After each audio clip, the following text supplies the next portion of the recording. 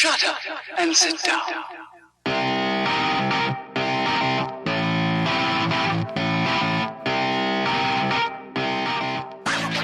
Hey, everybody. Just waking up in the morning, where am I? Got this Disneyland ticket, oh that's right. Must have had one hell of a night. Think I party with Pooh Bear and Snow White. I'ma figure this out. How do you do? Mighty pleasant greeting. How do you do? Say it when you're meeting. How do you do? With everyone repeating. Pretty good show is your home. Love to eat turkey, 'cause it's good. Love to eat turkey like a good boy should, 'cause it's turkey to eat. So good. Come on. Pretty good show is your home. Hello, Toms and hens of the internet. You are listening to the turkey eating crew of the Dialed podcast. Gobble, gobble, gobble. Matt Lee Grand. Gobble, gobble. Evan Price. Gobble, gobble. Lance Hepler. Gobble, gobble. And Jake Von During. Gobble, gobble. From us all here at the Dialed podcast. Have a great Thanksgiving. Now, please pass the mashed potatoes and gravy. How do you do? The Lake Show in the building. What's up? The Lake Show. What's up? The Lake Show. What's up? The Lake Show in the building. What's up? The Lake Show. Hello and welcome back to the Dial Podcast. I am Jake Von During, and today I'm here with Evan Price. How's it going? Good. Lance Hepler. Lance Romance in studio. In studio he is. I am and here. On location we have Matt LeGrand.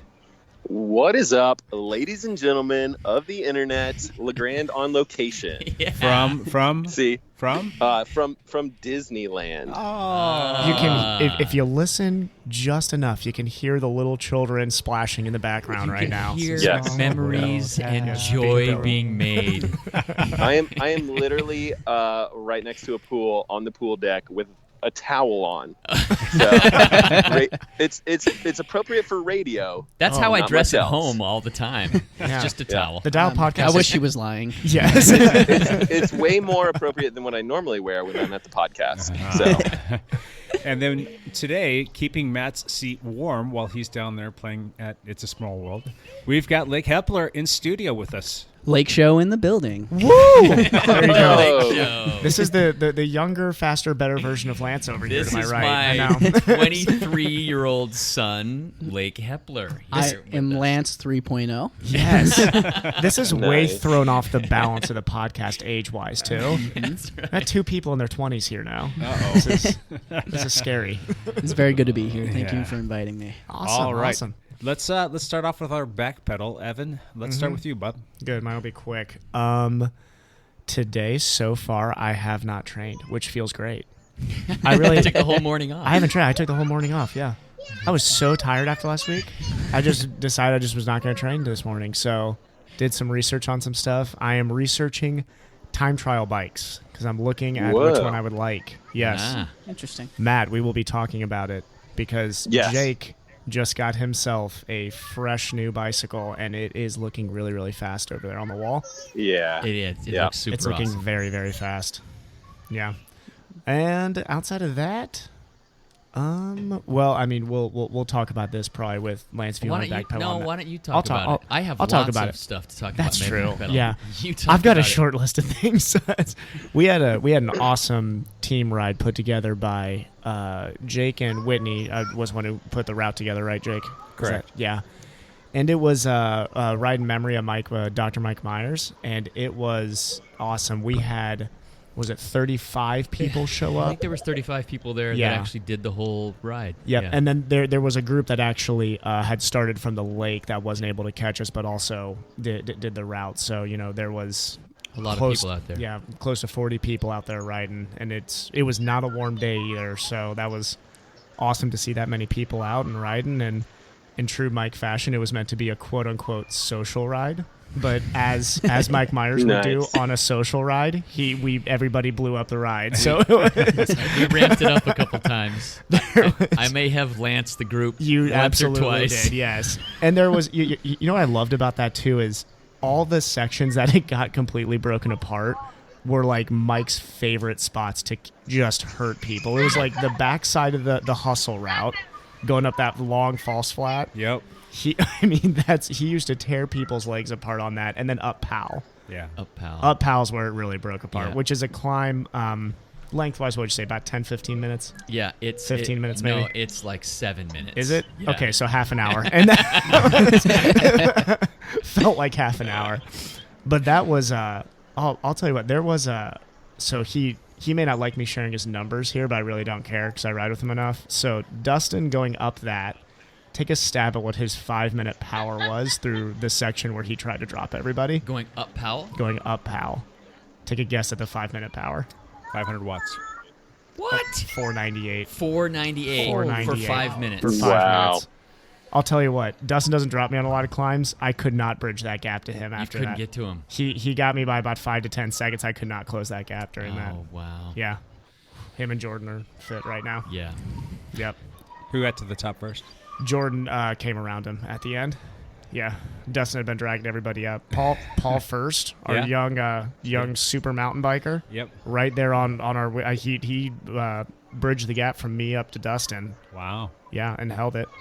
And then Sean's son was up there climbing very way. well too. Yeah. No, serious.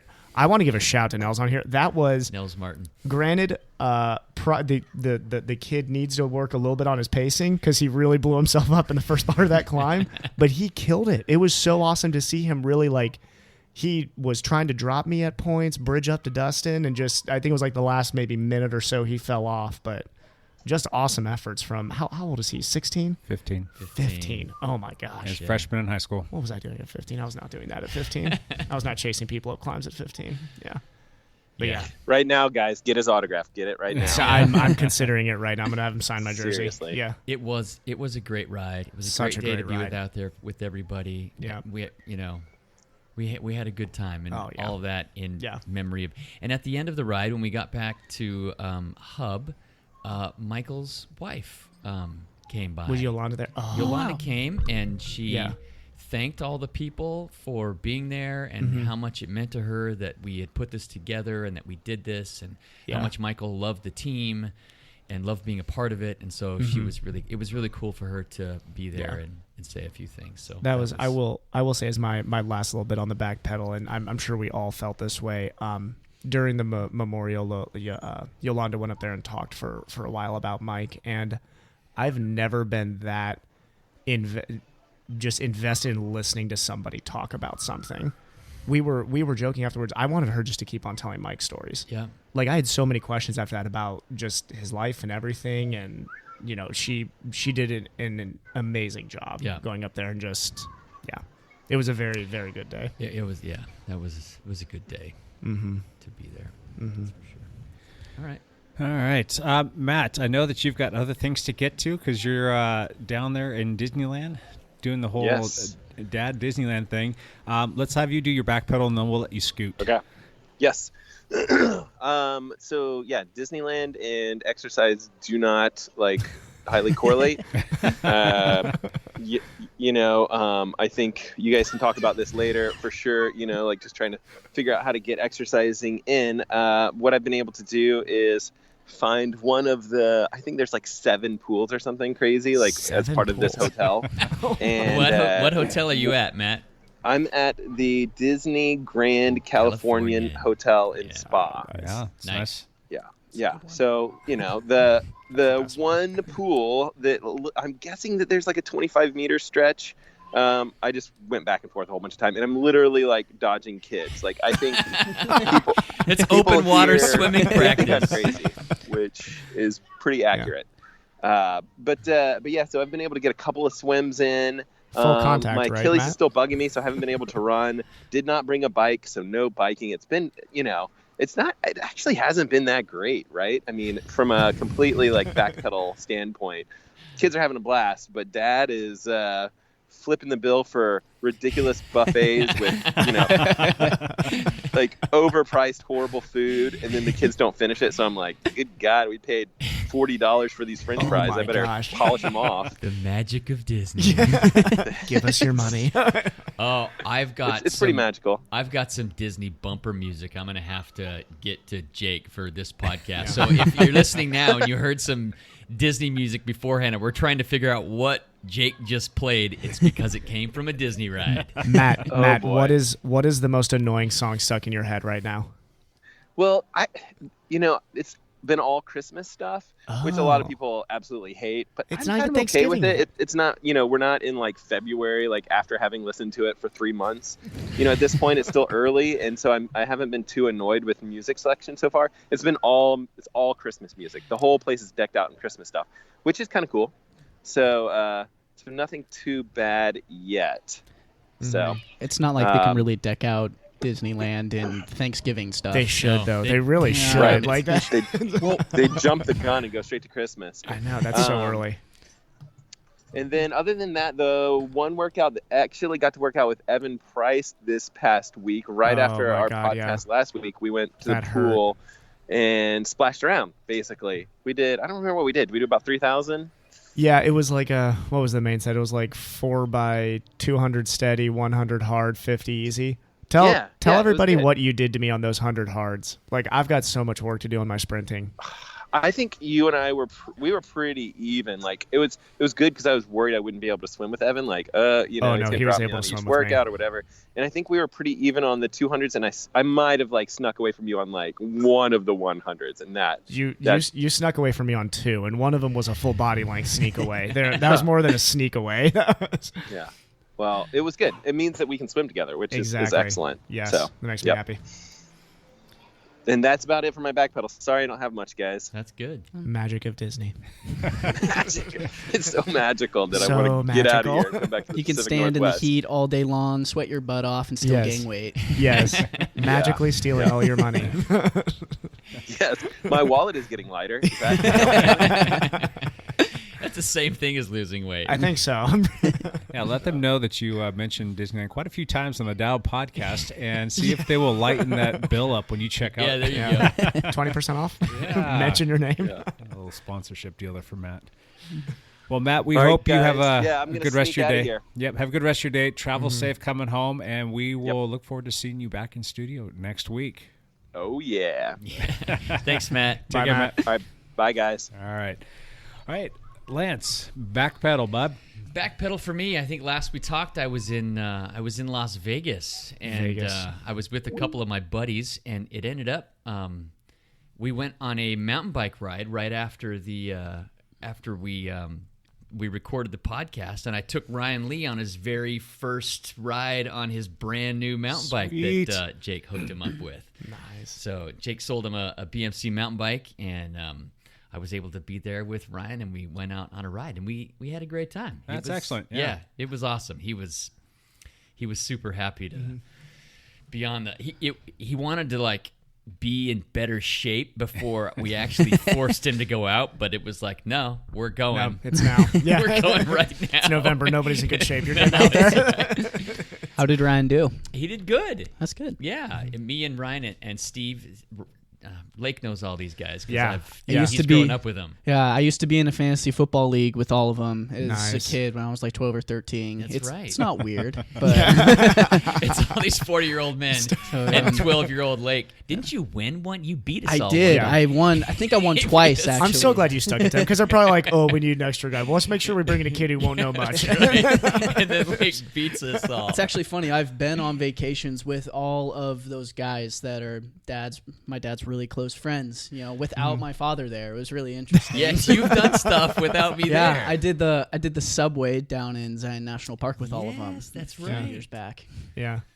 They're like, Lake is just so much more interesting than Lance. We should just bring him. Oh, Lance, did we not tell you we were going? My bad.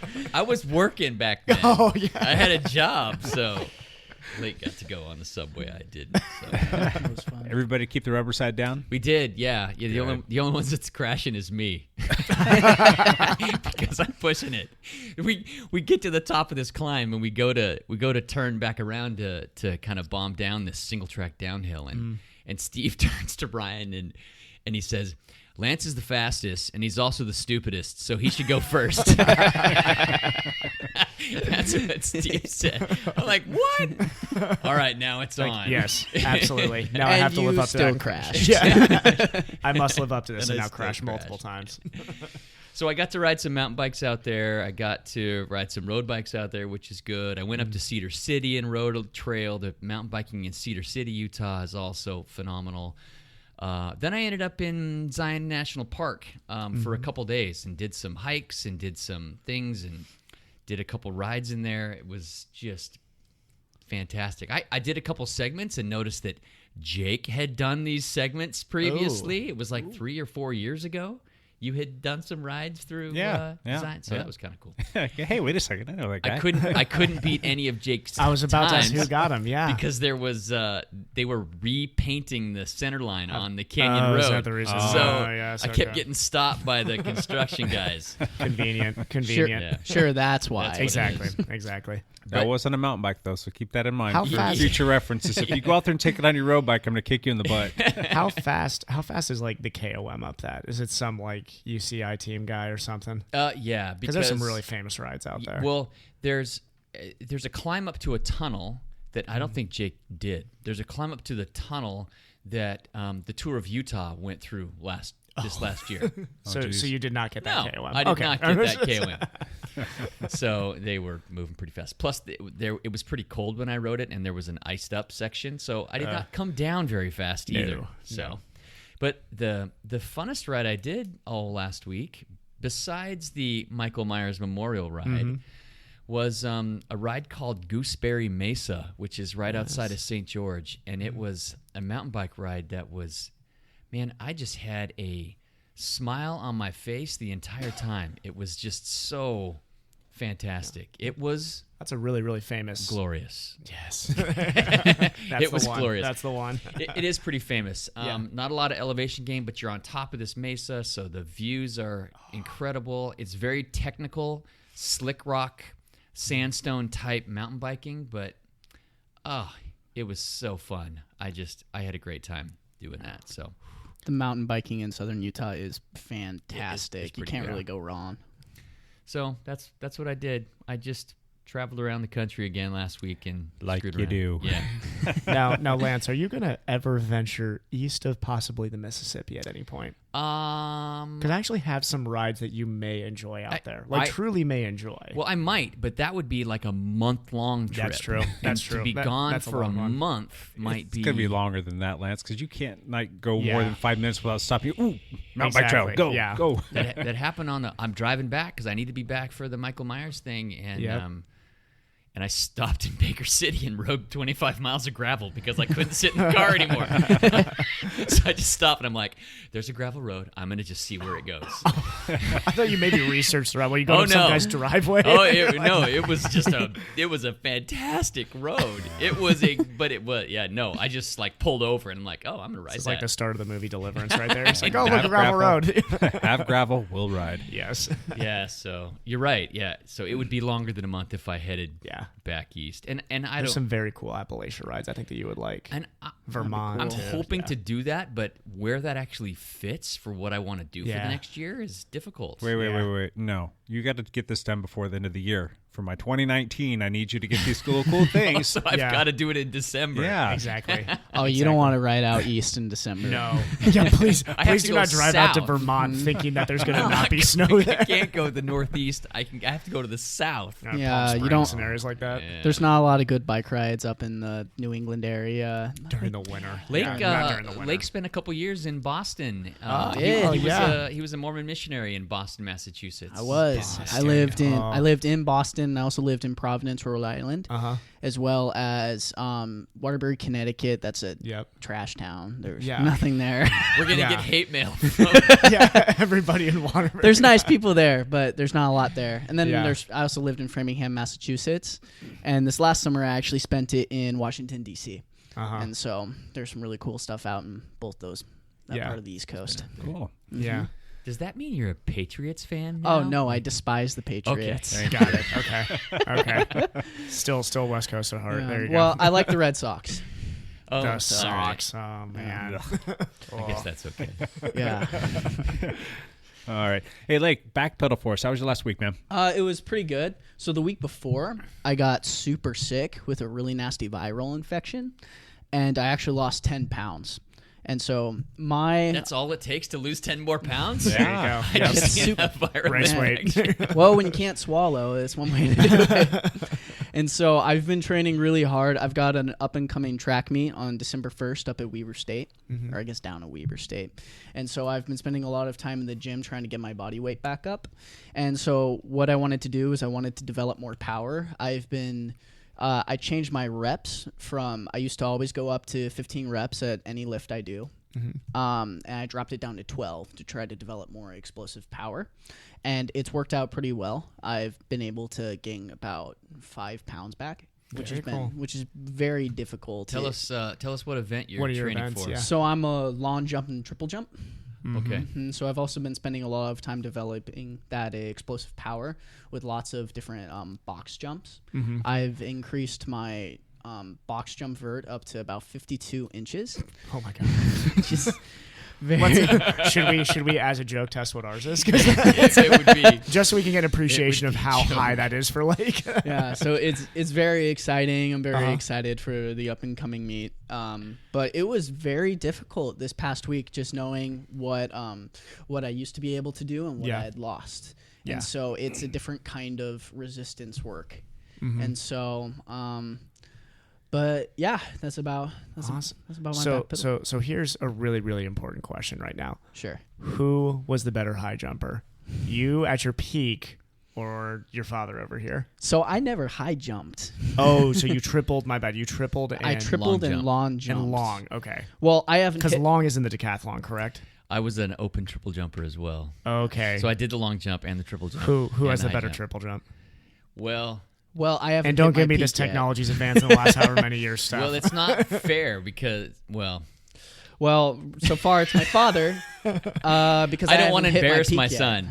Okay. Lake's triple jumped about 40 feet a few times. Yeah, my PR is 40 foot 8 inches. Yeah, give him that 8 inches, Lance. Come on. And my PR is 48 feet. Okay. You can get there. Yes. Well, that was at the end of my college career. Okay. And for me, that was I haven't jumped in about, how long has it been? 4 or 5 years. Yeah. Okay. So it's been a long time. I'm significantly stronger and faster. So he hasn't really tested I don't himself. know. Yeah. It could be interesting. What's to see your what goal happens. for this season if you had to shoot for a number? 43 feet in the triple jump and 23 feet in the long jump. Yeah. Okay. Just awesome. But I don't know what it's at. Yeah. So that could be a completely unrealistic goal. It could be could be low too. Yeah, you don't know. Low. Yeah. Yeah. Very cool. Passing on the jumping genes. Yes. Boing. Jake, what do you think your triple jump is right now? I think I'm somewhere around 8 to 9 feet, I would imagine. If I tried that, I'd end up in the hospital again. All right. My backpedal was some kids' sports was usually dominating my last couple, whatever backpedals. But I just had to go to swim this week, so that was kind of nice. Got to watch the kids do the swim thing.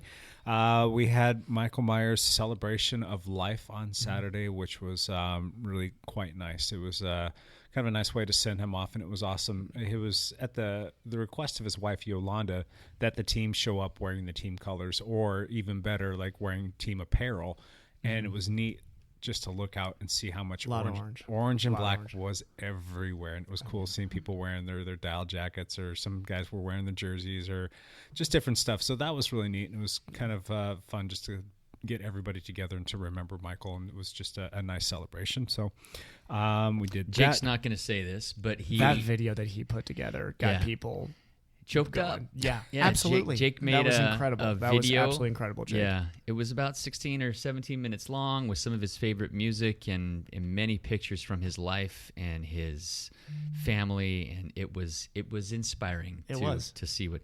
And Jake also spoke. He was also asked to speak and did a just fantastic job kind of wrapping up what Michael meant to us as teammates and people, and he's kind of a natural on the mic, as you can tell by being here on the podcast. But he was a natural in front of people and on the mic. He did a great job. The word the word inspiring is perfect there. That's what that night was. That was you get to talk about somebody who was just inspiring, which is incredible. The takeaway is, what would Michael Myers do? Yes. And you can't say that about too many people because they just don't like invoke that in you, and Right. just the way that he lived his life and the way that he put value on different things. It just really it helps me personally govern a lot of decisions that I make with respect to the team and just in general. The guy was a stand-up human being, and it's sad that we lost him. So If you were to ask what would Lance Hepler do, it's simple. He would drop everything, forget all his responsibilities, and just go ride somewhere. So Lance Hepler probably needs to ask, what would Michael I Myers need do? to ask, what would Michael Myers do? Yeah. And that was I like that you put that on it, Jake, because that's me being the significantly less wise person at this table. That's like really somebody that I would look up to say, like, what would he do in this medical situation? What would he do in this training situation? Yeah. What would he do in this relationship situation? I mean, we don't want to put him up on this pedestal of being perfect because he had his flaws, but in the same breath, he learned from those. Yes. He then took what he learned and he taught, and then he let people know, like, hey, if you do this, this is going to happen. Here's my suggestion and something to consider. And he's just a really good guy. It's just really sad and unfortunate that we lost him way too young. Yeah. Mm-hmm. And then I rode for the first time ever in my life over 200 miles on a friggin' trainer. Whoa, wait a minute. This last week? Yes, 202 miles on the trainer on Oh, Zwift. my. Okay, wow. 202 virtual miles. And there was some hard I'm efforts sad in for there. you. My average Because you were speed- saying you were going to get over 10 hours this week, right? Yeah, I was close. I was at 9.5. Okay. And there was some hard workouts in there, and there was also a day in there where I did a ride that was a mile per candle ride. I got a year older last week, by the way. Oh, it was his birthday. That's right. I know Jake didn't even mention that came and I was like, it was like 2 days, like a day later. I was like, oh my gosh, that was Jake's birthday. It just snuck up. It's like he's trying to hide it or something. I just don't need to have any more of them. But anyway, I just wanted to get that over, so I kept the pace up. And then there were some hard workouts that were in my plan this past week. So I'm kind of tired today, kind of beat. But the average speed was pretty good for the week. The volume was good, and legs they're coming around. I'm Look out, excited. everybody. So, And he's got a fast bike hanging over there on the wall. Everybody should start to get very scared. Yeah. So that was my backpedal, and sticking to it. There you go. Keep plugging away. All right, we've got a topic for you guys today. Before we get to the topic, Oh, no. I have a regroup. Time out. Regroup. Does this count as airs no mid? No. No. This is not in this. Last week, Evan went on a bit of a rant about golf. A small rant. And so my friend Brian Lee, after he listened to the podcast, he texted me this list. The top 14 reasons for Evan Price why golf is better than cycling. Oh, what? Yes. Oh, no. Oh, gosh. Is number one that it's an old man sport? Okay, here we go. Number 1, no need to buy a rack. Your clubs fit inside your trunk. Number 2, it's a game of skill rather than speed and endurance, which means I can usually beat Lance. Okay, I'll give him that I've one. golfed with 3. Ryan. He's not that great at it. I need Lake to fact check all these for me as he's reading. Number 3, getting hit by a ball is way better than being hit by a car. That's a good point. Number Jake, 4, that. I don't have to ride 20 hours a week or spend $5,000 for an e-bike to be able to keep up with Lance. 2 players of a very different skill level can play together if you're on an e-bike. Number 5, the most expensive set of golf clubs are thousands of dollars cheaper than a low-end full suspension mountain bike or carbon bike. That's a very good point. Yeah. Number 6, I only need to buy one set of golf clubs to enjoy any golf course. No different horses for different courses. Number 7, But you have to buy different types of golf clubs. That's not a fair point. That's not a fair it's point. one set of clubs. I have one set of bikes. Let me put it that way. Number 7, I don't have to look good in spandex to enjoy golf. Number 8, when golf's biggest star cheats, he can still play golf. He doesn't have to return. He doesn't have to return 7 yellow jerseys. He needs to turn this into an actual article. That's really funny. Number 9, leg hair is totally acceptable in golf. It's actually preferred. Number 10, golf nutrition tastes way better than cycling nutrition. Number 11, the most prolific and gifted speed and endurance athlete of all time retired to play golf. Need I say more? Look at Michael Phelps. This is true. He quit swimming and now he's playing golf. This is true. Number 12, golf is an NCAA Division I sport. Cycling is not. And number 13, golfers always wave back. And I think there was one more. Is it really a sport if you can play it in dress slacks, though? Thank you, Lake. Thank you, Lake. First off, those all make the point that golf is much more enjoyable than just cycling, but does not make the point that it is a sport, okay? Or that athletes play it. I think he was just trying to find a way to make fun of me, which is what If it wasn't for Tiger, though, good. you wouldn't even hear about golf anymore. Yeah, that is true. What's the average cost to play a round of golf these days? Ooh, this is a good point, Jake. Yeah, that's a good question. I mean, on what's a great the average course, cost? It's $100 bucks. Yeah, call it plus. $100. So Yeah. if you're playing 4 rounds of golf a month, that gets pretty pricey. Oh, it gets very pricey. How much does it cost you to take your bike outside and ride it on the road? Last I checked, about $6,000. One-time fee, though. One-time fee of $6,000. True. All right. Okay, golfers. There was. I'm expecting Ryan's more of those. Rebuttal golf rant from Ryan. Does Ryan even golf? He does still golf a little bit, yes. We will have a rebuttal for him in a future episode. I feel like I need Lake just to write me up a rebuttal. Okay, so our topic, how to fit in any sort of workout during the holidays. We've got holidays coming up. This coming week, we've got we'll call it the kickoff with Thanksgiving. It's Thanksgiving. Yep. And that's going to be, the next 5-6 weeks of Thanksgiving, Christmas, New Year's, all that fun stuff. How do we go through that time period without falling off the map and missing all of our workouts? How do you not get out of shape here? It's tough. It is tough. Matt's swimming over little kids in Disney World right now, drowning kids at a local pool. So you guys got any feedback for us on that? Matt is obviously not here because he's swimming over kids in Disneyland, but so Matt's giving us his answer. I would also like to hear. I would also like to hear what you guys think. One thing from you guys, what Matt would say to this. Well, I think the biggest thing is you just try to be consistent. And you have to plan ahead a little bit. Obviously, Matt took all his swimming stuff with him, knowing that there would hopefully be a pool that he could swim in.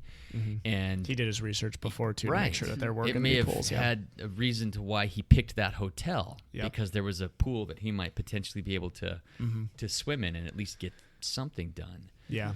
So, trying to be consistent and being able to plan that stuff is. Well, that's when you're going on a vacation, and you might very well be going on a vacation during the holidays. But how do you guys in general deal with it? When you got family over, you've got like all of your different festivities and parties and all that other stuff. I mean, how do you stay consistent during that time period too? I think it's very important to have a schedule. And to know what your schedule is going to be during your vacation. That way you can plan ahead and be able to set some time aside in order to keep your maintenance up of the things you're going to do. So, Lake, you how much time do you have off school during the holidays? I normally get about a week. A week. So there's a week for Thanksgiving, and then for Christmas you have like 3 weeks. Something like that. End of the Either semester two, break. End of the semester break. So during those, give us an idea during those 3 weeks, because you'll be in the middle of your indoor season at that point, correct? I believe so. What does your training look like during that time period? So during my training period during that time, it normally doesn't change too much. I have to wake up early in order to go to the gym and keep a maintenance. I decrease the amount of time I'm normally at the gym during that time period in order to just make sure I get in the workout as well as keep up with my other responsibilities. But during a vacation time, it's just important to stay consistent, keep that habit up, and make sure you plan ahead in order to make sure you keep that. Especially when you kind of need the equipment that you need to. You have to do a little bit of research before saying, yes, I need to make where's Dad dragging me to this week? Is there a gym there? Yeah, I need to. And so for me, normally when I come back home and I spend some time home, I'll go by a week pass just at the local 24-hour. That way I have time in order to go there. If I don't go to the gym during the week, it messes with my head. I can't quite think clearly. I become kind of a jerk, and I don't really like it. And so I really make sure to set that time aside. Yeah. I think for me, just because I have a family and a wife and kids and extended family and doing all this stuff, for me, it's really important that I communicate like what my intentions are, so I don't just all of a sudden disappear. And for a while. wife's like, "You were gone for 2 hours, and we're supposed to be doing this stuff, and we're wondering where you're at, why you're not coming back." You got to communicate with them what your plan is, what your program is. And then a layer deep to that would be get yourself set up on something that's kind of like a goal. Like, what is it that you want to accomplish during that time? I like the Rafa challenge that they do on Strava, where you have to go 500 or something. Yeah. Like that. Is it 500? It's not 500 miles. It's what is it? Might have been 500 kilometers. I think that's what I it think is. Strava usually does Between their Christmas challenges in and New kilometers. Year's. Yeah. They have a Rafa 500 challenge. Yeah, it's like 10 days, and you go out there and you ride I think it ends up being about 300 miles, if I'm not mistaken, ish. I got the patch last year. Yeah. So it's fun to connect to something like that. So it gives you like that carrot out there, so that you're gonna A, you're gonna make the commitment to doing it, and B, if you communicate what you're out there actually doing, they'll start to understand a little bit more. In my circle with my family, it's probably just sounds like a cheap excuse to me, to my wife, like, "Hey, I'm gonna go do this so I can get this little badge on this electronic thing that nobody cares about," and she's just probably rolling around. It's like, "Oh, okay." But at least I've communicated it, and she knows what the goal is for myself, and I'm gonna go out there and I'm gonna knock out X amount of miles every day. Yeah. Now, how do you and Rebecca organize that during the holidays? Because she's wanting to go out on her run. Do you stagger them in that sense, or we do a pretty good job of communicating? Who's doing what, where, when, why, and how. Yeah. She likes to get up and get her stuff done pretty early in the morning. She'll go out there and run with her friends. No joke. They get out there really early. Yeah, she's usually on the track or out there doing runs at like 5 o'clock in the morning. Sometimes even a little bit earlier than that. But yeah, she'll take that shift, and then while she's gone in the morning, or even on like the weekends when she runs a little bit later, I'll take care of the kids. And then when she gets home, then I can go do my part, and we'll obviously communicate about what we have going on through our day. But if we don't communicate, the wheels fall off, and she's not being able to do something, or I'm not being able to do something, and that will basically create inconsistency, and we don't want that. So just to keep peace at home, make sure you communicate. This is where I consider myself very, very lucky in this sense, because my so the last couple of years I've had to fly back for Thanksgiving. My family lives in Ohio, and my little brother now lives and works in Indiana, so he'll be coming home as well. Haven't seen him in a while. My other brother, who's not related to me, but Kevin Temperman, we joke, he's literally been a part of my family since he was like 3 years old. Sure. He is in residency in Georgia for general medicine, general surgery, so he'll be coming back as well. But me, my little brother, Kevin, my mom, my dad, we all really focus more on training than we ever do anything else during the holidays, just because we like to do that stuff. Mm-hmm. So the last couple of years I've done, I take the red eye on Wednesday out of PDX. Yep. So did it last year, going to do it again this year. And I get in about 9 a.m. to Dayton, Ohio. Yep. And to stay awake, because I don't sleep on planes, so it's usually been up the entire night. I can't sleep on planes. My mom, T, will have she'll have coffee in the car for me. I will drink coffee, and then I go run a half marathon, and I try to do it as quick as I can. And then as soon as we're done, we do Thanksgiving with very small family. And then right after that, we, do whatever. Next morning, we wake up. We do a Friday morning Black Friday swim with my old Masters group. Yeah. A lot of old friends. Nice. I get to see a lot of old friends. Yeah. I come back, ride with my mom on the trainer, and then we do. I'll share this. So me and my buddy, my brother Kevin and Nico, will do what we call the Pain Cave circuit, which is this circuit we came up with that my little brother was able to do with us too. So my little brother was a 400 runner. Okay. So we had to come up with something that a 400 runner would be able to do with somebody who runs the half marathon distance. Yeah. So what we came up with is about a 45 to hour long minute circuit of 10 sets of 2 minutes on the treadmill, and then 2 minutes you're doing something off the treadmill. It's continuous the entire time and does not stop. Mm-hmm. There's a middle section where you have to do either 50 push-ups or pull-ups or squat jumps. Mm-hmm. And during that section, I run a tempo mile. So that's like the deal, is I stay on the treadmill during that. We have a very specific playlist we play during that, which we call our holiday playlist, which has no holiday music in it at all. But we do this circuit. We used to do it every single weekend when I lived in Ohio. But now this is something that, we just do once a year at Thanksgiving on Black Friday. So cool. Instead of shopping, we go and kill our which for me is super hard because I'll tell you what, running like 10 by 2 minutes at all out effort is not something I do a lot throughout the year. So that's after that, I'd rather have. I was like, God, I wish I just would have done a century and gone up some hills or something. Our family, the day after Thanksgiving, we make hand dipped chocolates for like so much 8 better. hours. Wow! So I have to be very careful to stay away from the hand dipped chocolates because it could very easily be a 10,000 calorie day. Yeah.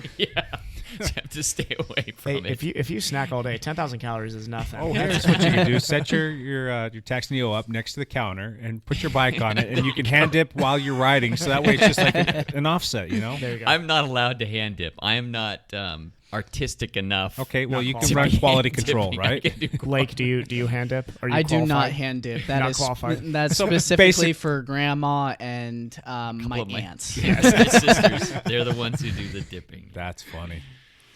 That sounds delicious. What do you guys hand dip usually? We make custom fondant. Oh my gosh. That is in 10 different flavors, and then they're hand dipped in milk chocolate, and it's like professional, quality hand dipped chocolates. But we just make them for ourselves and for our friends. You guys might be able to partake. That's if if you guys have any leftovers or anything, if you bring some, that'd be fine. I wouldn't mind.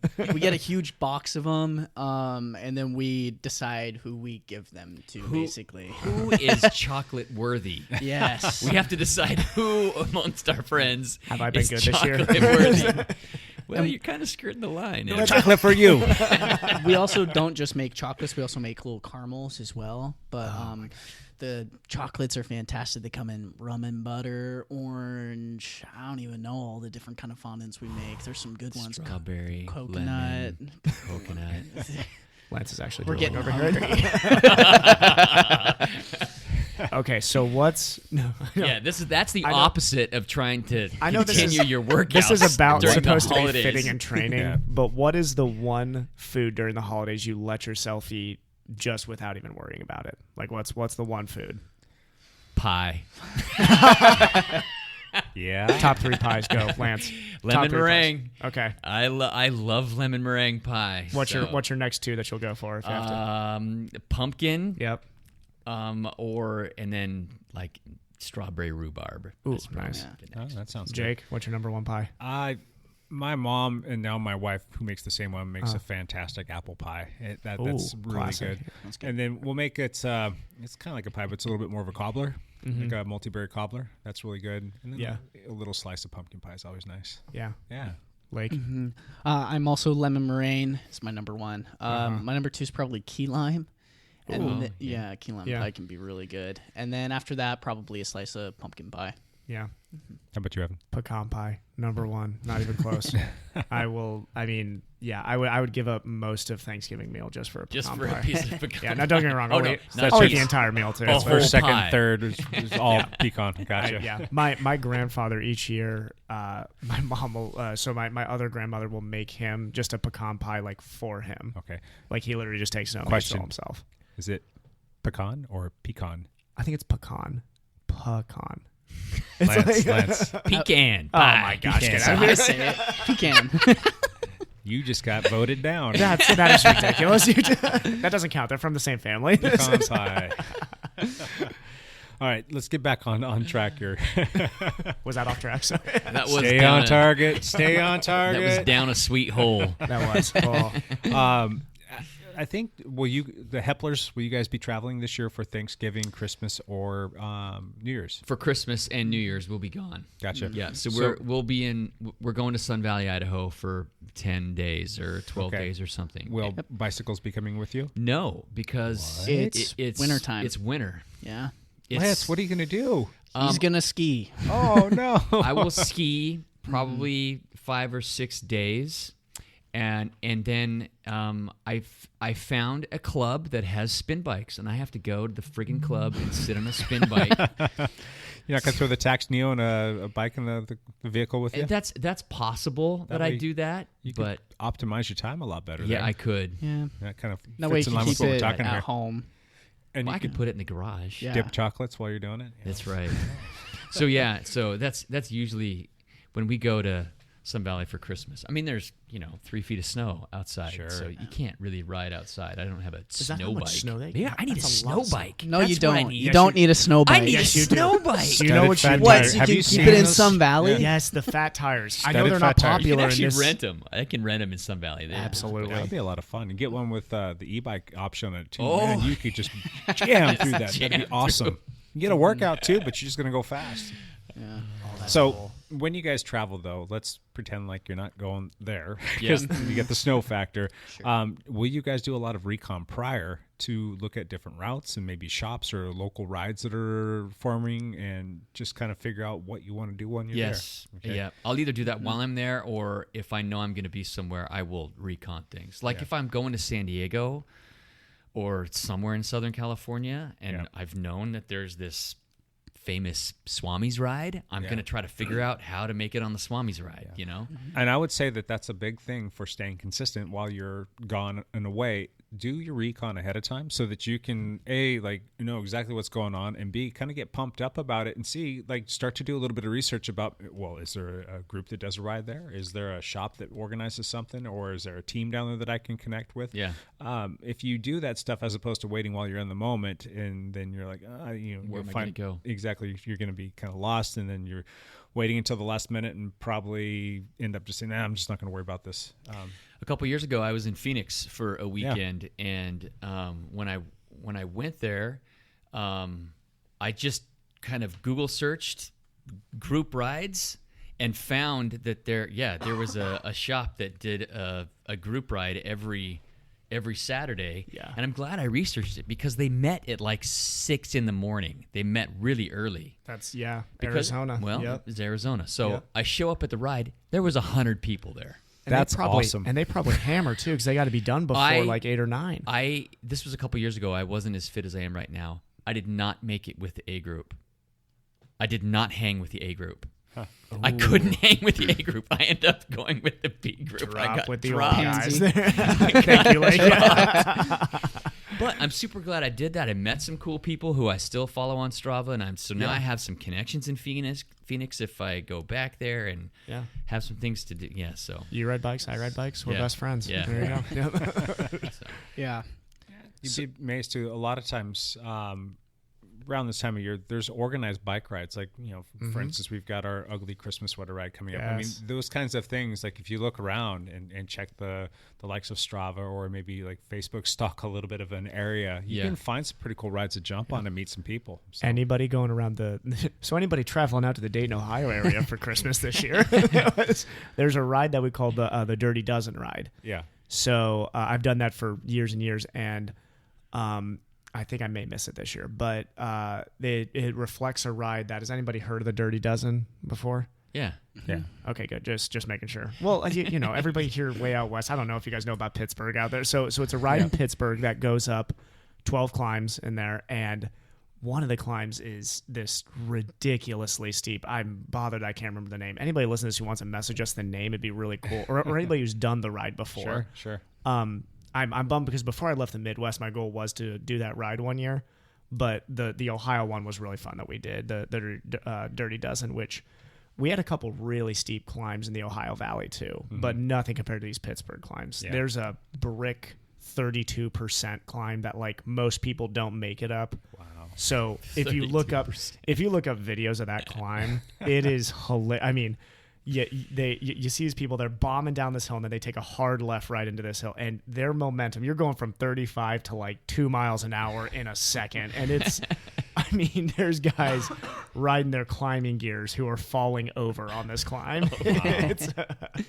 We've actually got a teammate, Chris Dudley, and he has put together, he's calling it the Dial Dozen, and he's that's awesome. setting it up for different cities here in the, the Portland area, Yeah. where people can go out, and he's tying it into Strava, and people can go out and do all of the climbs, and they'll basically try and attack each one and get the best possible time, and then he's got a whole thing set up. Yeah. Kind of did like a trial run of it this year, and I think next year. How many people showed up this year?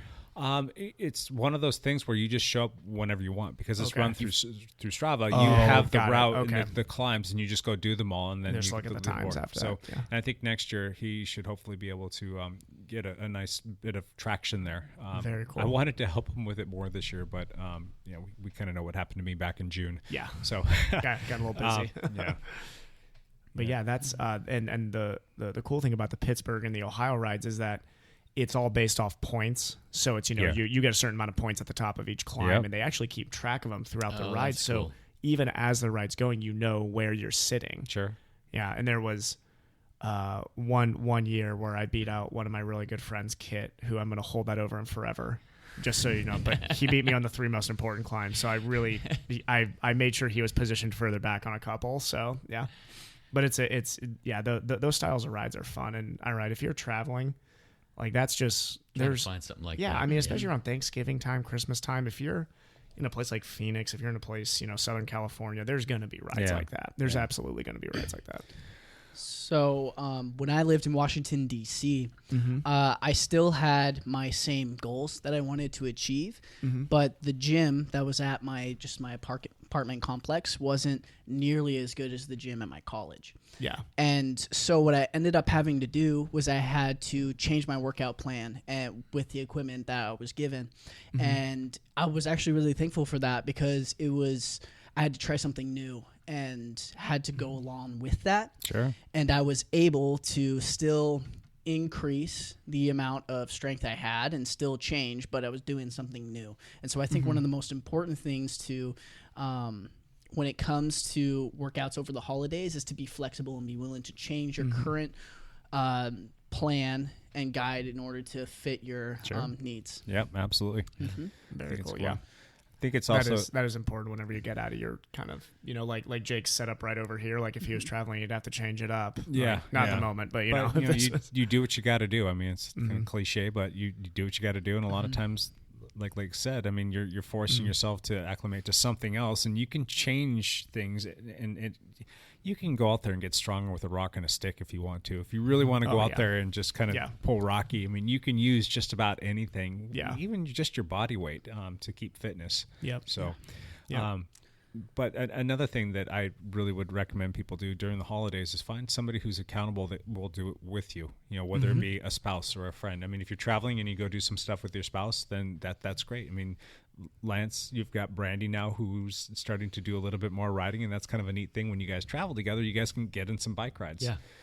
If it's one of those things where your spouse can't necessarily keep up with you, well, figure something out. Come up with something creative and fun. Give them a little buffer of time, or do regroups and where she's always going, but you're just kind of up and back and forth doing sprints and whatnot. So you can get creative with anybody out there as long as they're willing to do it with you, and I think that's a great way to stay consistent. I agree. Yeah.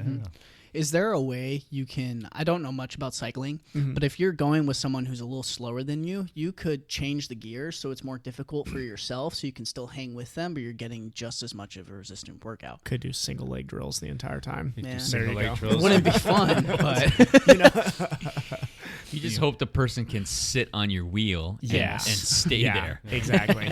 Exactly. Ride single speed. You could put the other person on an e-bike if you have access to one of those. That's what we're talking about, is the e-bike stuff. Yeah. Any other things? God. It doesn't stop. no. I always fumbling over my words. Anything else out there you guys want to add to this conversation? So this is completely, well, no, it's not completely unrelated. I'm going to lie there. Not completely unrelated. So we had a while ago talked about the beer mile. Correct. Yep. This is from a while ago. Speaking of mixing up your workouts, so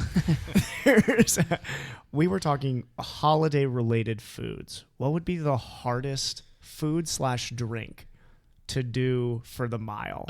A holiday food mile? So we were fruitcake. We were talking a whole brick of fruitcake. The best answer I had heard from somebody was taking the same amount that would be in 12 ounces of eggnog. Each lap instead. I was going to say gravy, but gravy. would be drinking 12 ounces of gravy. Yep. Imagine how nasty that would look. It's like the scene from Stand By Me. You remember that one? Yes.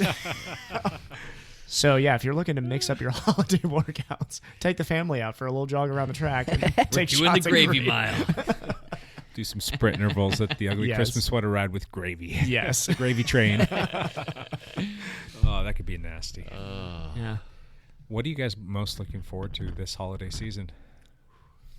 I'm just super happy to have all my kids home. We're all in the same house for a week this week, and we'll be able to spend some time at Christmas together. So That's glorious. yes. Does that not get to happen too often with Well, everybody no, off at school? everybody's and off at school, Yeah. and they're all living their lives and leaving poor dad at home. leaving poor dad at home.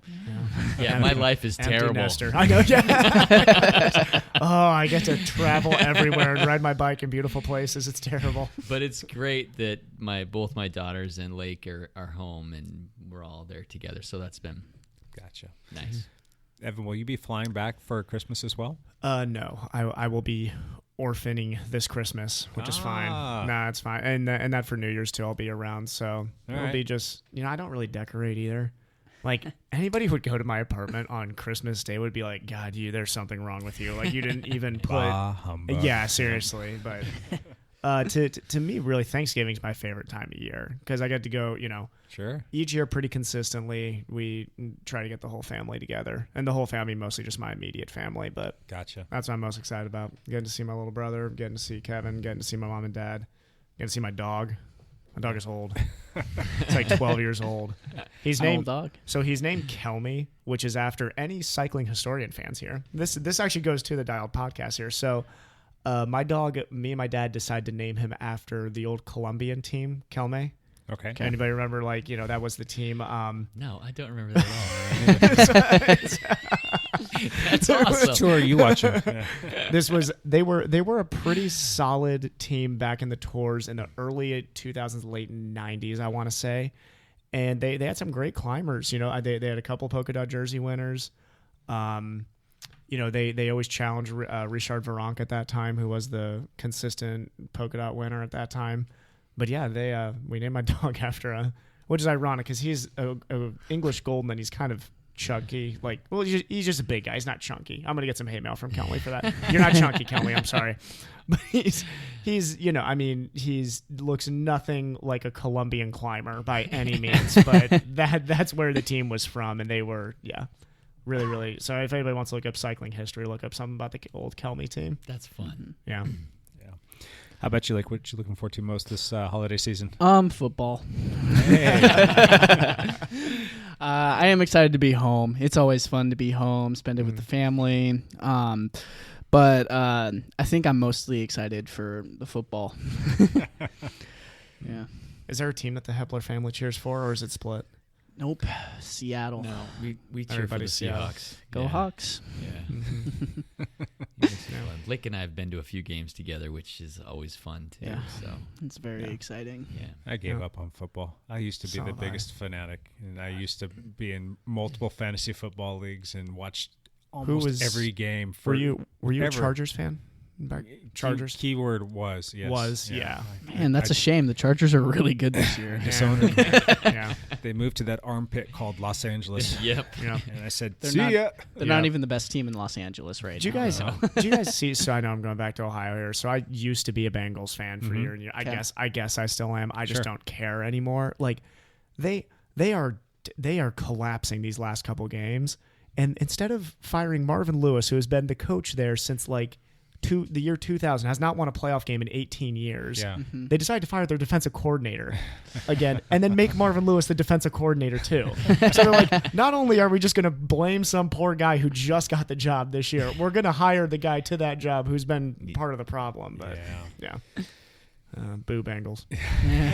Boo. All right, let's move forward, you guys. Guess what? It's the hot seat.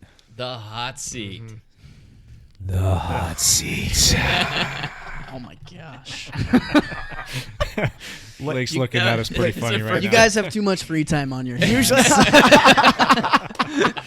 Usually we have more sound effects. This is very rare that we don't have more sound effects. Jake's been stuck in his house for 6 months. Yeah. So That brewing, Jake, man. brewing fitness over here. Yeah.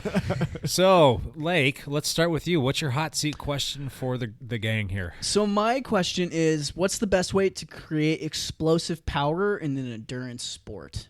Ooh, I like that. Plyometrics, strength training. Because the explosive power comes from the fast twitch muscle fibers in the Correct. body, but the endurance comes from the slow twitch. So is the better way to develop it by working on the transition between using the two fibers, or is it developing the fast twitch and then also developing the slow twitch? Well, you're only genetically given a certain percentage of each. You're not. It's not like you're like, well, I'm 80% slow twitch and 20% fast twitch, and I'm going to change that to 50-50. You're pretty much you're kind of genetically coded to have whatever percentage. But what percentage you do have, you can develop that. Okay. And that's you won't really want to elicit that myotatic stretch reflex, and you want to get into doing things like plyometrics and strength training that's going to be periodized, so that you're going to develop strength, and then you're going to turn it into power, and then turn it into functional power. So. Okay. That's pretty much my 2 cents on that. I'm sure Evan's got something to add That's to it a as good well. 2 cents, yeah. We can, this is a teaser. We're going to be nerding out about this a little bit in the future. Yes, we are. But this is, I'm glad you brought that up, Blake. So there's two things to I think focus on when you're talking about something like would be like a triple jump power. Okay. So there's low slow power, and then there's high twitch fiber, power. And that's, if you're talking about, getting off the blocks in a 100-meter dash, or if you're talking about, powerlifting or something like that. Very, very different types of training there. Yes. And there's definitely got to be a focus on, let's say that you're a runner or cyclist. Let's say for this, you're an endurance guy and you said, I have not been winning bike races. I would like to win more bike races. Or you're a cross-country 5K runner and you're like, I get toasted in the last 200 of every single race. So what you want to develop is the guys who win the end of those races. Yeah, there's a genetic gift, but they're also guys who maintain passive stiffness at the end of a race. So there's two terms, active and passive stiffness. Okay. You are really nerding out right now. I know. Give me a second on this one. Because I'm gonna make this approachable. So passive stiffness, and this is there's a company called Stride that's actually measuring a lot of this stuff. Okay. They've created a running power meter, and they're trying to come up with quantifiable. Me and Matt have talked about this a little bit on the podcast. So your passive stiffness is that ability of your tendons to respond as soon as there's force put through it. Okay. So that's where Jake's talking about that twitch reflex. That's exactly what that's talking about. So it's tendinous. This is how a guy like Mo Farah, let's say, who was the 5K world champion, very, very lean guy. Sure. Not a lot of massive type 2 muscle fiber, large muscles on him, but he closes in a 52-second 400, which is a fast 200. Yeah. His passive stiffness at the end of a race is incredible. His body's able to respond again each time he steps at a really high rate. So there's a quick angle change there. Okay. Active stiffness is the muscular power and endurance. Okay. So that's where a good example of that would be jumping 100 times 20 inches in the air as fast as you can, versus your active stiffness would be producing a 52-inch box jump and doing that 4 times. That makes sense. So that would be the difference between those two types of training. Okay. One is how many times can your tendons produce a certain amount of force again without breakdown. Okay. The other one is what's your top end stiffness, explosiveness of your active system, which is the muscular contractions. Okay, so the best way to develop this explosive endurance is through the passive stiffness. Yeah. Okay. Yeah. If you're talking about, hey, I'm an 800-meter runner and I want to create a finish. Okay. Yeah. Now you need to do both to be great, but of course. I think people miss the other one. They're like, I'm going to go in the gym and do 4 sets of 12, squats again, and then forget that, like Jake said, you've got to have that plyometric endurance too. Because if you don't have that plyometric endurance, so maybe a better way to develop it too is through body weight exercises as well. That way you're instead of like a weighted thing, that way your body is becoming still passive. Yeah, the passive stiffness instead of developing the other parts of the muscles. Yeah, and you can add other resistance. Yeah. You can be, but you got to be careful with that because I think that's where. If anybody's ever seen Lance Armstrong's strengthening videos, you guys ever seen those? Lance Armstrong had some cool strengthening videos that he did on like how he developed a lot of his like pure power climbing strength. Gotcha. Yeah. One of the things that I do. She did some other things too. Yeah, but that was talk about. Like, I know Jake had a smile on his face. I glazed right over that. I was just moving straight on. One of the things I do is I know that cycling really is an endurance sport. It's a slow twitch, muscle fiber sport. But every ride I do, I always do 2 or 3 or 5 or 6 hard or 7 sprint or 8 or 9 or efforts 10. so that I work that part as well, because I know that that's going to be beneficial with whatever racing I'm doing. It's a game changer. Yeah. Yeah, that shorter burst of stuff for you, there's a big neurological adaptation that happens there, and that's a good thing for you to have over the course of time. I'm getting text messages from here. Sorry about that. You guys always probably hear that in the background. We can't turn that off because we actually have to use these devices to record, and it just kind of comes through, so sorry about that. So, hello, person texting me. People of the interweb. Okay. And Lance also developed all that power over years and years of training too. So that's, it's not like Lance just like grabs that out of thin air and he's like, oh, I'm just going to do 2 hard sprints here. You know, that's just how his body adapted, which is awesome. Also, you don't have some experience on the bike and you go sprint, you are going to crash. Yeah. Yes. Yeah. Mechanical efficiency is kind of important on a bicycle. Same thing with swimming. It's like you can have all the passive compliance and active compliance you want in the world, but yeah. Yep. So, Evan. Hot seat us. UCI just dropped. Well, no, okay, it was not UCI. The Tour de France just dropped. There's 2 things going on here. The Tour de France is considering removing power meters, and the UCI just made a sock length rule. Which one? What is more ridiculous? Okay. The sock length rule is more ridiculous. I mean, I see some value for power meters. It would be cool to see power meters go away. Everybody's on the same playing field a little bit more. But if you're going to take power meters away, you should take away in-ear radios as well. You know. Yeah. But if you're not going to do those things, but the sock length, that's just cares. Dumb. Yeah. They just want things to look a certain way. Do you know what's coming next, Lance? A leg shaving rule? Leg shaving. Hey, Peter Sagan, last year, he didn't shave his legs for like the first 3 weeks or something.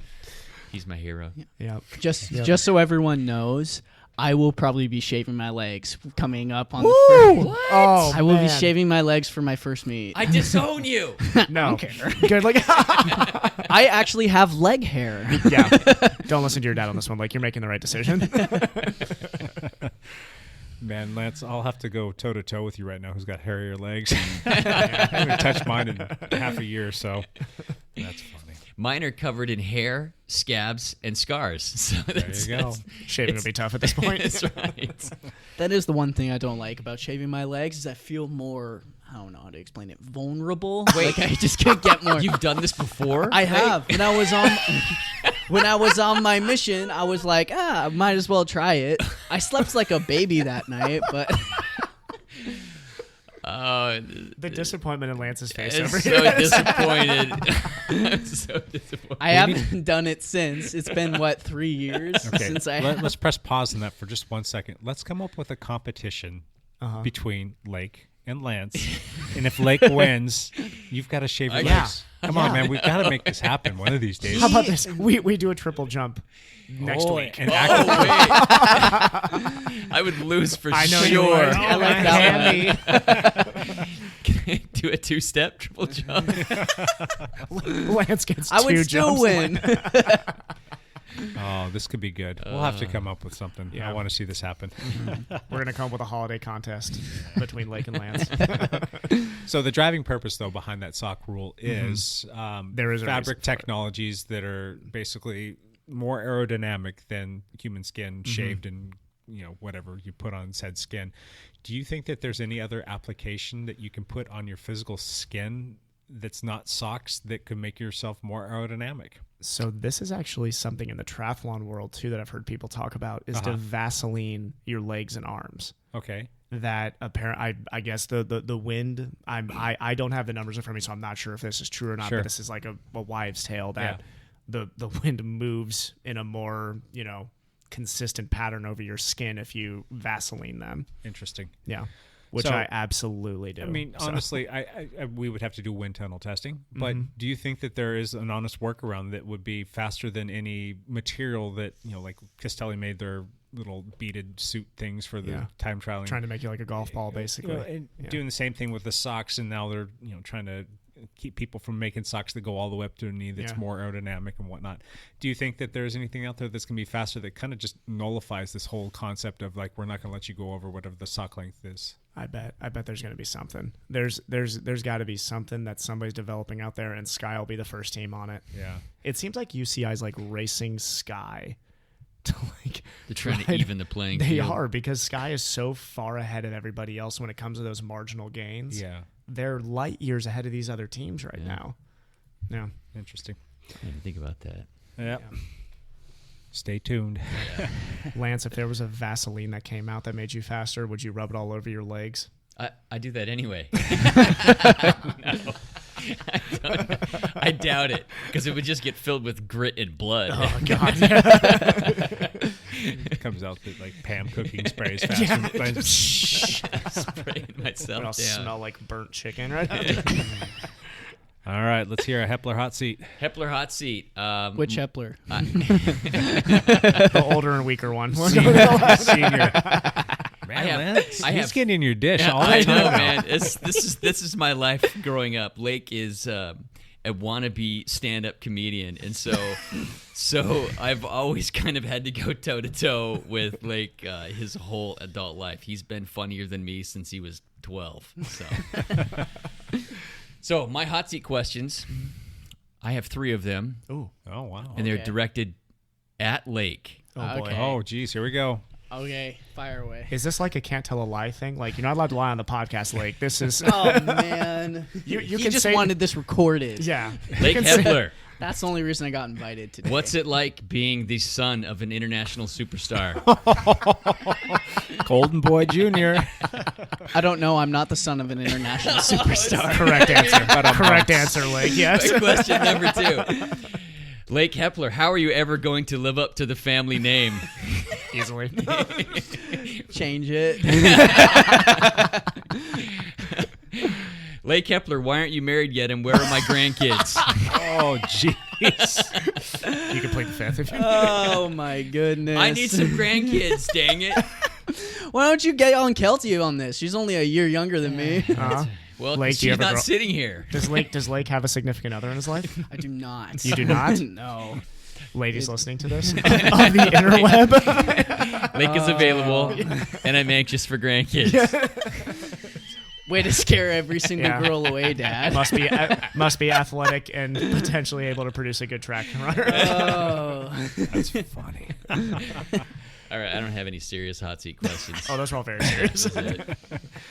I'm gonna jump on that one, and I just want to know. I want to know. Oh no! Come on! What's going on here? Lance, no pants. What is your take on this?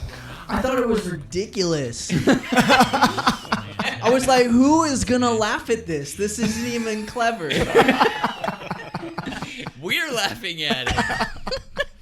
That's because you're trying to rhyme. I screwed up the audio on that. I'm sorry. You're supposed to hear the Lance Romance song in the background, but Dr. Lance Hepler. There we go. Lance Romance. Lance. First time I heard this, my honest opinion was, man, my dad needs a new hobby. Lance, no pants. Dad's been hanging around with cyclists way too much. Lance Romance. Lance Romance.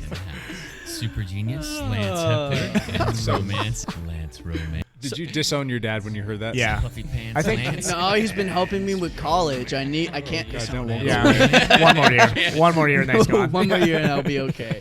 That's funny. We'll have to come up with a song for Lake so he can get you those grandkids. That's right. No, if you make up a song for me, there will be no grandkids ever. Okay. My question is, what is the over-under on each one of your guys' body weights by the end of the holiday season? Come January 1st, 2019. What is the over-under on January the weight 1st. change? January 1st, January 1st. from Got today it. to January 1st. What's the over-under on your weight change? Lance first. I'm going to say I'm going to be even. Are you serious? Even? I'm going to be even. Okay. I'm not going to gain any weight. For the record, on January 1st, I'm not going to lose any weight. that week, we're gonna come back to this, right? Can we remember that? We're gonna remember that. Sure, yeah. We're coming back to Make it. notes. I mean, it's I'm recorded. 175 right now. Mm-hmm. I'm hoping I'm gonna a lean, mean, trim. I'm gonna stay there, and then I'm gonna try to drop some weight before training camp. Giddy up. Mm-hmm. How about you, Evan? I am 156 right now ish, 70 kilos. Mm-hmm. I will be 70 kilos on January 1st. You're calling even too. Even for you too, huh? You guys Calling are boring. even. Well, that's because you gave me to January 1st. If you said the day after Thanksgiving, no. Zero chance. How about you, Lake? I think I will be over 5. I'm at 150 right now. So we'll say plus 5 pounds? Plus 5 is my goal. For this past, 10 months, I have been trying to drop my body fat percentage and gain weight at the same time, which is not easy at all. I have been pretty successful. I've dropped my body fat percentage down to about 8%. Okay. And I have stayed about the same weight. That's fit. Yeah. And so to be 23 years I was about old. to say, you haven't heard that at this table. No. What actually has helped me the most has been intermediate fasting. Yes. I have been surprised on how successful it has been. Works well. Yeah. Jake, are you still on that train? I know you were on that train for a while. Yeah, I jumped. Well, I tried to jump back on. Oh gosh, it was before I had my surgery because I was gaining so much weight from the gabapentin that I was on. Yep. You know, I was one of those lucky people that's a part of that small percentage of people that just gain weight no matter what you were doing. I was intermittent fasting. I was watching all my caloric intake. I was doing everything right, yet I was still gaining weight each and every single week. So I finally just said, screw it, and just stopped. And then I started back up. It must be 5 weeks now, 5-ish, maybe even 6 weeks now that I've been back on it and religious. So, and even doing a lot of like training rides, like of my rides on the trainer fasted, and that's helping out as well. So. Yeah. Are you just worried about your caloric intake, or do you also check what nutrients you're taking in Both, as well? Yeah. Okay. I take pretty good care of looking into all that stuff. So, yeah. Not perfect by any means at all, but I definitely he's pretty. I mean, you definitely put in your research and do a pretty good job of like having reason behind it. Yeah. Me on the other hand, I mean, I know the reasons behind it and employ almost none of them. So I need to. That's my New Year's resolution right there. Yeah. Before I got destroyed by a car, I was between 180 and 182, and for me, that's pretty lean, pretty fit. Yeah. I can carry that weight pretty well. You had a lot of muscle on your leg frame too. Yeah. And then I didn't do anything wrong. It's not like I went and just started eating, McDonald's and bonbons and all that other stuff all day long. But I was still my caloric intake actually dropped down too because I just didn't have an appetite because of all the pain meds that I was on. Yet being on that gabapentin for the nerve damage that I had in my shoulder, it was just nuts. I got up to, I think the most I weighed was 206. I didn't do anything different. I mean, I wasn't riding my bike because I couldn't, but I wasn't eating. That's the big thing. I think it was more just that your resting metabolic rate took a hit because your body. I mean, your body is a machine. It's very used to operating at a certain calorie input output, and it went through a massive change there. I was finally able to get off the gabapentin. It's probably been, I'm going to guess, about a month now, and in that month's time, it's just like everything's changed. I've already dropped. You've visually slimmed down quite a bit. Yeah, I've already dropped, I think it's like 12 or 13 pounds, which is good. And I will continue on that journey, that trek of dropping weight. So to go on record here, I will drop 10 pounds in that time period. 10 pounds? During the holidays. So I probably would have dropped a little bit more had it not been the holidays because I do like me some holiday food and whatnot. Yeah. And I'll go steal some chocolate from the Heifer house. Yeah. But I'll go on record and say I'm going to gain 5 pounds this weekend, but I'm going to lose it before January 1st. I'm going on the record saying that just between Thursday and Friday, I will lose 5 pounds, gain 5 pounds, and then gain another 5. Yeah. Like Lance, I have my eyes set on being able to ride at the training camp that we're going to have in mid-February, but I want to be fit and I want to be able to like hang with everybody. So I'm going to try and stay as diligent as I possibly can with the training program I'm on. I really haven't missed any time but a few days where we're just kind of mourning the loss of Michael.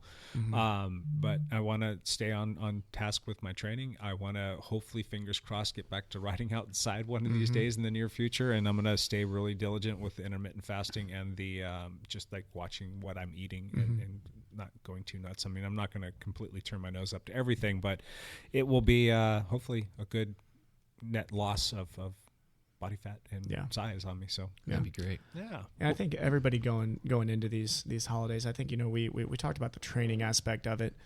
You know, make sure that you're enjoying, you know, don't, if the family does chocolate dipped stuff, you know, I mean, you're still get your consistent morning training and just have fun with Moderation. the family and do that. Yeah, just moderation on everything. Yeah. Well, okay, I won't say nobody's doing. Most people are not doing their A race on January 2nd. No. So Exactly.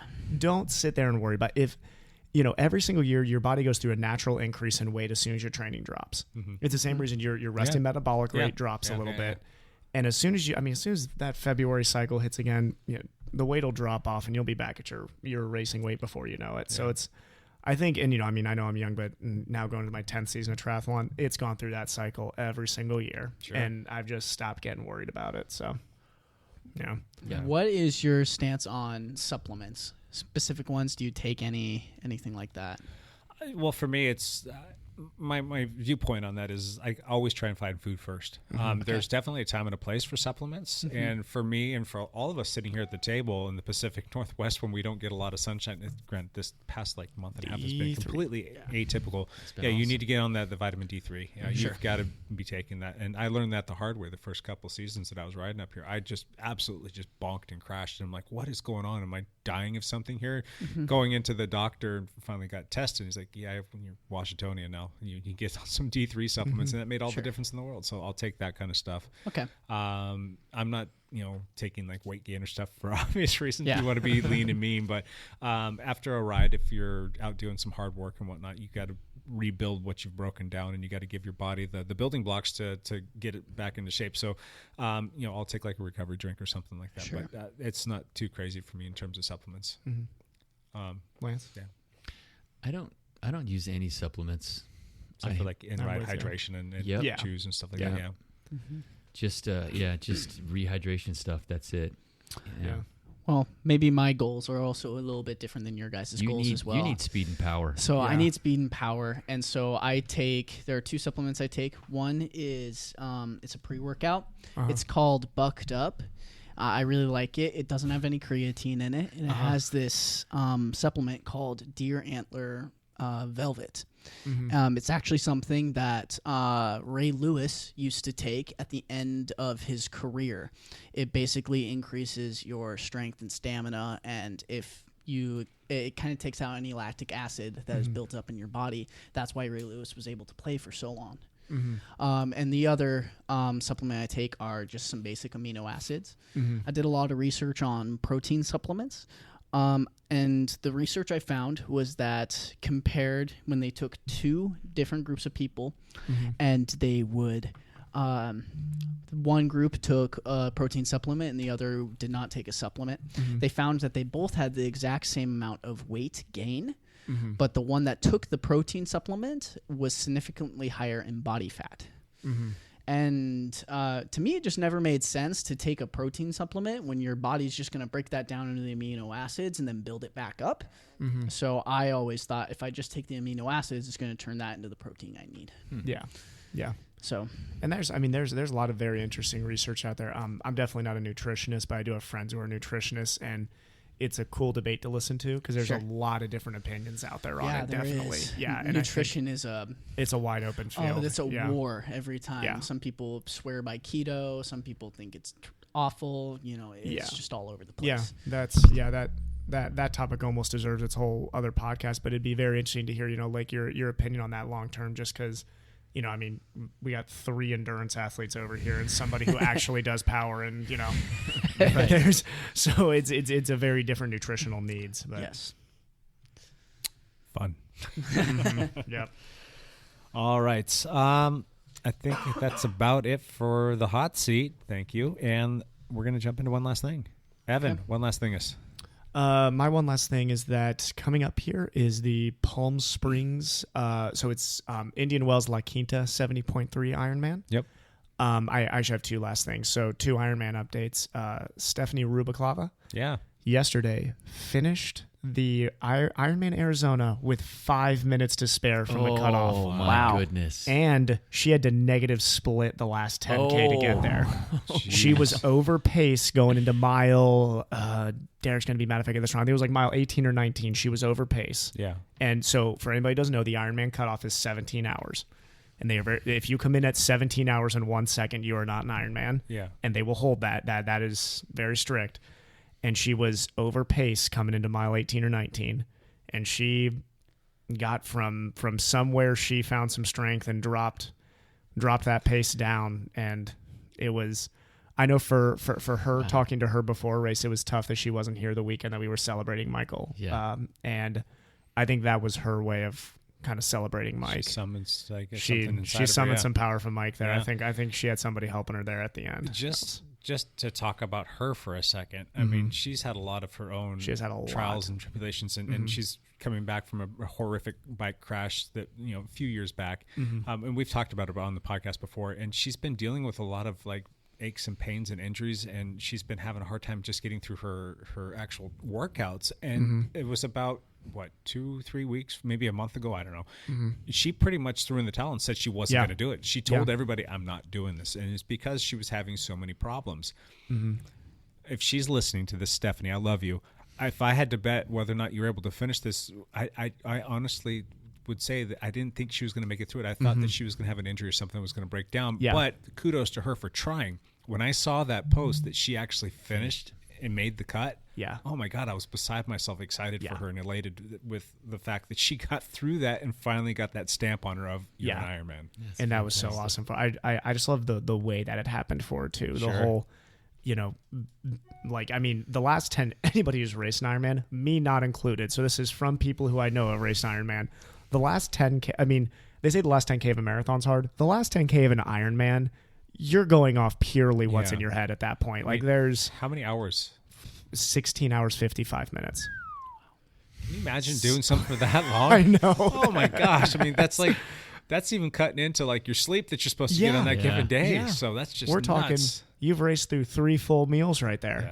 Yeah. Did she get or have any kind of issues during the whole, obviously she paced herself so that she could finish, but did she have any mechanicals? Did she have any like injuries that she's like fought through? I think just the hip has been very hard for her to run. Sure. So I know she started walking. Yeah. I'm not sure how much of it she walked. We'll talk to her this week and see her this week. And can't wait to hear her story about it because I'm sure it's an awesome story. Major kudos to Stephanie, though, for doing that. That's awesome stuff. And then my other one last thing was coming up is the 70.3 Indian Wells La Quinta. Yep. And there is a bunch of people on the Dial Triathlon team going out to do it. Oh, cool. And I'm going to go down there and get to be a fan for once, which is awesome. Get to cheer on my girlfriend Cassie and a bunch of other people racing, so I get to like carry everybody's bags and like give splits. I know. I got to be on it. That's gonna be way more exhausting than racing. Carrying bags, seriously. Track everybody. And, oh my gosh, that sounds really stressful. That's but awesome. I'm excited. It'll be fun. Yeah. Lake, one last thing, man. I just want it to be known to everyone out here that Lance is always full of it. Oh. He tries to make himself sound way cooler than he actually is. I am a super genius international man of mystery. What are you talking about? Yeah, there's a lot of mystery to that. None of it makes sense. This is where I feel like we need to have Lake fact check each podcast now. So we have the Lake errors and omissions section. Oh, that is awesome. Calling you out. Should we follow up Lance's one last thing? I've made up everything I've said. You guys haven't figured that out yet? Every story I've said, I've just made up. Green screen is Instagram. For me, just a shout out to the rest of the team finishing up the Cross Crusade Cyclocross Series yesterday. Yep. We had some teammates who did fantastic. We won a couple races, and I'm just super proud of the team. I wasn't able to compete in the last 3 races because they were all Sunday races, and that doesn't jive with me. And so it was super cool that the team did well and wrapped up. And awesome. Good. There's 2 more races still on the schedule, like Kruger's and something else. There's cyclocross, but I think that's elsewhere, isn't it? Down is that Bend? There's there's 2 more races on the season. There's one out on Sauvie Island at Kruger's Farm. Yeah. And I think there's another one called Krampus or something like that. They're smaller races. Okay, They're not the big thing like the Cross Crusade races. Will you race in either of those? I haven't even looked to see if they're on Saturday or not, or if I'm in town. Gotcha. But if I'm in town, yeah, I'll go. Cool. Yeah. That's we're done with pretty much bike racing for the year. So nothing until the first week of March when Jack Frost kicks off, and I'm hoping to be out there. Yes. Yes, sir. All right, my one last thing. I talked about this last week and other times as well. We've got our Ugly Christmas Sweater Ride coming up, and that's a charity fundraiser. There is a slight chance that we might actually push it back a week. I've had so many people come to tell me that they would love to join the ride. They will really want to be out there. They've done it before in the past and loved it, but they're gone this weekend. And it's kind of normal. I mean, people do leave to go out of town to go visit family and whatnot. So we might actually push it back to, it would be December 1st, and we'll have that posted up. Actually, by the time you're listening to this podcast, we will have made that decision. We're talking internally about the possibilities of that. But that's neither here nor there. We'll post that up if you want to come out and join us here in the Portland area. It's a lot of fun. But we've got a link that I will post up in on our Facebook page, and you can talk about it in comments if you have questions, but for the charity part of what we're trying to do, and that's the GoFundMe link, to raise money to buy bicycles for kids this Christmas time, kids who are underprivileged that would not have gotten anything otherwise. And we want to put these kids on a bike with a helmet, and we've got our bike manufacturers that we work with that are going to step up, and we're getting stuff at cost, and we're going to be getting a bunch of helmets through Giro, and it's going to be a lot of fun to go out there and help these kids out. It's going to be super cool. So we've already got $3,000 in the kitty from last year because the bike manufacturer that we were supposed to work with and the shop that was supposed to help us kind of fell through. So we're going to parlay that to this year, and we've already started raising money, and if anybody wants to donate, we would be so appreciative of that. That would be awesome of you to do. Super cool. Yeah. So that's my one last thing. One other thing, Jake, I forgot. There was a comment on a Facebook post, actually by your wife, Rebecca. Oh, that's right. She did mention something. Do you care to talk about that? Yeah, she mentioned that Strava has a beacon. We talked about this last week, where you know how people can track you when you go out on rides, and she wondered if our bike computers will send an automatic message out, like her Garmin watch does. And the answer is yes. Yep, they do. It does work the same. Very cool. I've made Jake one of my contacts. So unfortunately, he's been getting bombarded with texts. Lance is starting a ride. Yeah. Track him here. I'll go ahead and stay off that Lance list. I would just I just wish there was some sort of way that I could communicate back to that while he's in his ride just to talk crap. That's right. 'Cause I can't faster, old man. You're going too slow. So that was all. Yeah. And I think you can actually set it up to go to like quite a few people. I think she set up to 10 people. Yeah, you can do it as many as you want. Yeah.